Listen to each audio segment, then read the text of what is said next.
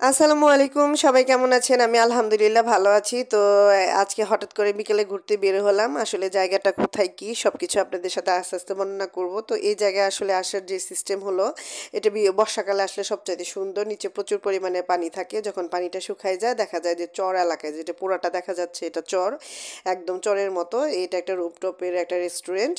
তো বড় ছোট মেয়েটা আসলে ঘুমিয়ে গেছিল। যাই হোক, ঘুম থেকে তাকে খুব কষ্ট মষ্ট করে উঠে আসলে দোলনাতে বসাইলাম, চেষ্টা করতেছিলাম। বাচ্চারা দেখা যায় যে মানে ঘুম থেকে উঠলে অনেক বিরক্ত করে। আর আমরা আমরা বের হয়েছি ঠিক 3:30টার দিকে। তখন এই বাচ্চাটার ঘুমানোর সময় ভাবলাম দিনে দিনে গেলে জায়গাটা ঘুরে আসা যাবে, যেহেতু জায়গাটা আসলে অনেক সুন্দর। তো যে আমি অবশ্যই ঠিকানাটা এখনই আপনাকে দিয়ে দিব। তো আমার ভিডিওটি যদি আপনাদের ভালো লেগে থাকে অবশ্যই চ্যানেলটি সাবস্ক্রাইব করে দিবেন। যে যেখানে আছেন সবাই ভালো থাকবেন, সুস্থ থাকবেন। আর আমার ভিডিওটি যদি দেখে থাকেন অবশ্যই চ্যানেলটি সাবস্ক্রাইব করে দিবেন। এই যে দেখেন মরু অঞ্চলের মতো, এটা আসলে রূপনগর, নামাবাজার, সাভার। তো জায়গাটা একদম সহজে আপনারা চলে আসতে পারবেন। যেখান থেকে আসতে চান, সরাসরি যদি ঢাকা থেকে আসতে চান সাভারে নামবেন। সাভারে নেমে বলবেন যে নামাবাজার যাব, রূপনগর নামাবাজার, তাহলে সরাসরি আপনাকে রূপনগর নামাবাজার বললেই হবে। যে রূপনগর নামাবাজার যে ছোট ছোট টঙের দোকানগুলো আছে, আর রিসোর্ট টাইপের আছে, সেগুলোতে নিয়ে যাবেন। ওরা বললেই চিনবে, নিয়ে আসবে। ভাড়াও বেশি না, দেখা যায় নামাবাজার থেকে এই রূপনগরে ঢুকতে মাত্র 30 টাকা লাগে। আর যে যেখান থেকে আসেন সাভারে নেমে রূপনগরে ভাড়া হলো 30 টাকা।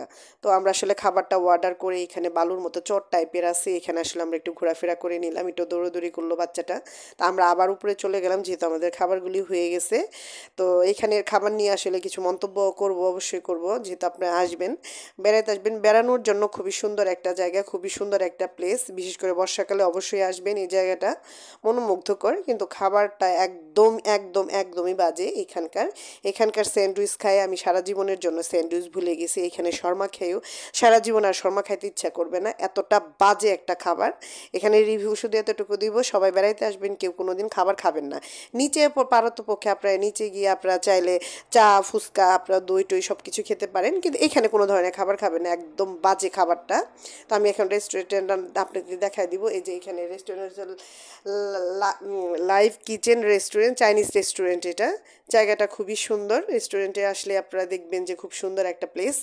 তো এই প্লেসে প্রেমিক প্রেমিকা বলেন ফ্যামিলি সহ আসে, আপনারা ঘুরে যেতে পারবেন।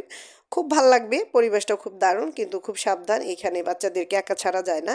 রাস্তায় প্রচুর পরিমাণ অ্যাগ্রেসিভভাবে দেখা যায় যে বাইক রাইডাররা খুব বাইক চালায়। এখানে হাজার হাজার বাইক পাবেন যারা উড়াধুরাভাবে বাইক চালায়, খুবই ভয়ঙ্কর ভয়। আহ, তো আমরা আসলে আমাদের খাওয়া দাওয়ার পর্ব শেষ টেস করে রাস্তা দিয়ে যাচ্ছিলাম, 3টা রমণী খুব সুন্দর সুন্দর করে যাচ্ছিল। ভাবলাম যে রাস্তাগুলো দেখায়, রাস্তাগুলো খুবই সুন্দর। অনেকদিন পরে একটা, আমার কাছে মনে হলো পরিষ্কার পরিচ্ছন্ন ধুলামুক্ত রাস্তা। পরিবেশটাও খুব ভালো ছিল, ওয়েদারও খুব ভালো, এই ব্রিজটাও খুবই সুন্দর ছিল, যেহেতু এটা একটা রূপনগর একটা সিটির উপর দিয়ে যাচ্ছিলাম। তো সিটিটাও খুব পরিষ্কার পরিচ্ছন্ন, সব কিছু মিললে আদারওয়াইজ ভালো। আপনারা কেউ ঘুরতে আসতে চাইলে অবশ্যই এসে ঘুরে যেতে পারবেন। সবাই ভালো থাকবেন, চ্যানেলটি সাবস্ক্রাইব করে দিবেন, আমাদের জন্য দোয়া করবেন। যে যেখানে আসে অবশ্যই সবাই ভালো থাকবেন। এই শীতে পর্যাপ্ত পরিমাণ, আমরা এখানে আবার আমরা অটোটা চেঞ্জ করে আমাদের রিক্সা দিয়ে আসতে হলো আমাদের বাসার আগে দিয়ে। তো এখানে 2বার সাইড চেঞ্জ করতে হয়, আমরা যে সাইড দিয়ে রিক্সা দিয়ে আসছি সেই সাইড দিয়ে রিক্সা দিয়ে যাচ্ছি। তো সবাই ভালো থাকেন, সুস্থ থাকেন, আল্লাহ হাফেজ।